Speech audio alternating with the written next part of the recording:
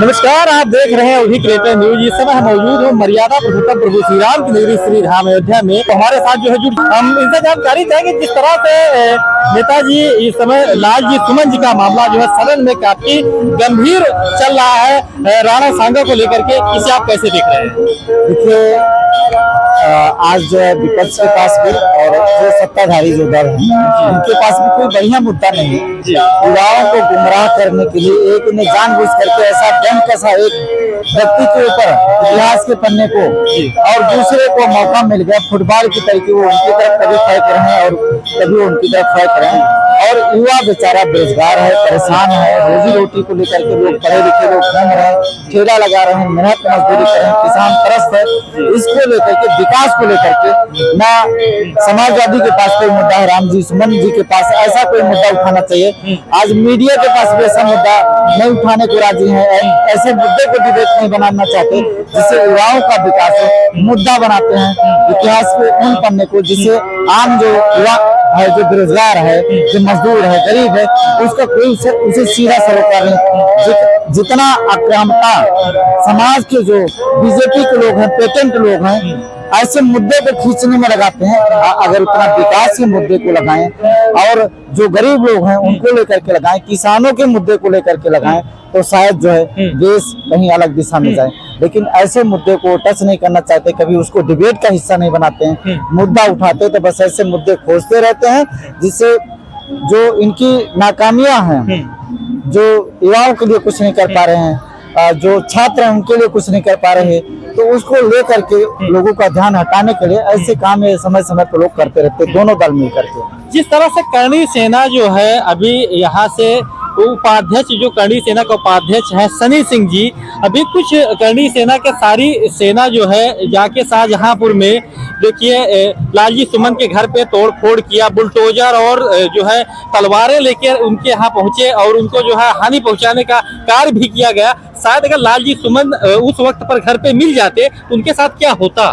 देखिए, नुकसान पहुंचा सकते थे, क्योंकि ये सारे जो है बीजेपी के पेटेंट लोगों, चाहे आरएसएस हो, चाहे करणी सेना जैसे संगठन जो है, इनका कोई मकसद नहीं, सिर्फ सरकार की नाकामियों को छुपाने के लिए ऐसे मुद्दे को टूल दे देना। उन्होंने गलत कहा, ऐसा नहीं कहना चाहिए, किसी के भी जो पूर्वज हैं या उनसे संबंधित जो लोग हैं अपमानित नहीं करना चाहिए, लेकिन ऐसे मुद्दे को टूल दे करके और जो इनकी नाकामियां हैं, सरकार की नाकामियां, उसे ढकने के लिए इसको हवा देते रहते हैं ताकि युवा जो है इधर सोच ना पाए, इधर ध्यान ना जाए और इन्हीं सब चक्करों में उलझा रहे।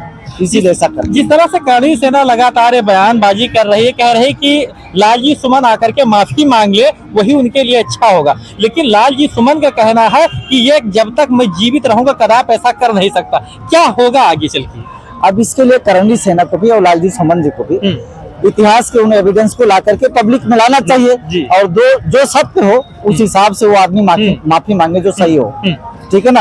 तो इतिहास को दोनों को पढ़ना चाहिए और उन तथ्यों के साथ में सामने आना चाहिए। लालजी सुमन जी का कहना है कि जो इतिहास के पन्नों में लिखा है हम उसी चीज को दोहरा रहे हैं, लेकिन करणी सेना कह रही है कि यह ऐसा कहना उचित नहीं है। लालजी सुमन, अब आप माफी मांग लीजिए, यही आपके लिए अच्छा है। ये तो बस एक आक्रामकता है। इतना विकास को लेकर के, युवाओं को लेकर के, किसानों को लेकर के, गरीबों को लेकर के, अगर इतना जो है करणी सेना के लोग, चाहे बीजेपी के लोग अगर आक्रामक हो जाए तो देश बहुत आगे बढ़े, लेकिन कहीं कुछ नहीं। ऐसे मुद्दे को सिर्फ जो है खींच करके सिर्फ अपनी जो है नाकामी छिपाने का एक कह सकते हैं, और इससे ज्यादा कहीं कुछ नहीं। तमाम अपराध हो रहे हैं, तमाम मर्डर हो रहे हैं, लड़कियों के साथ रेप हो रहे हैं, औरतों के साथ रेप हो रहे हैं। पुलिस प्रशासन उन पे दबाव बना करके उनको जो है मतलब एकदम समझिए कि उनके साथ कोई कार्रवाई नहीं करे, एकदम दुखी करे लोगों को, तराई बचाओ चारों तरफ। सरकार अपने कानून व्यवस्था को, लॉ एंड ऑर्डर को लागू करने में नाकाम हो रही। ऐसे मुद्दे को कभी ये लोग मुद्दा बना करके नहीं राजी हैं। ऐसे ही पन्नों को खींचते हैं जिसका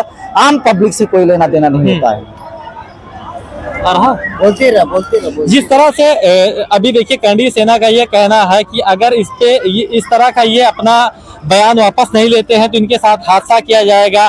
और दूसरे तरफ से राष्ट्रीय अध्यक्ष अखिलेश यादव जी का कहना है, जिस तरह से यादव वर्ग उनके साथ जुड़ा है और भी पिछड़ा वर्ग जुड़ा है, क्योंकि पिछड़े वर्ग को लेकर के कहीं न कहीं बीजेपी कहीं न कहीं अपनी वोट बंदी कर रही है, वोट की राजनीति करती है। तो ये राष्ट्रीय अध्यक्ष जी का, अखिलेश जी का कहना है कि अब ये चीज नहीं होने देंगे। इससे आप कितना सहमत है, जो कि पिछड़े लोगों को आप भी नेता है लेकर के चल रहे हैं, इसे आप कैसे देख रहे हैं? समाजवादी में तो पीडीए के नाम पे सिर्फ दलितों का शोषण है। जी। यही कोई अन्य किसी दल के नाम होता और किसी समाज का आदमी होता तो अब तक आसमान सर पे उठा लेते। तो हमें लगता है समाजवादी में पीडीए के नाम पे दलितों के साथ सिर्फ हमें लगता है शोषण हो रहा है।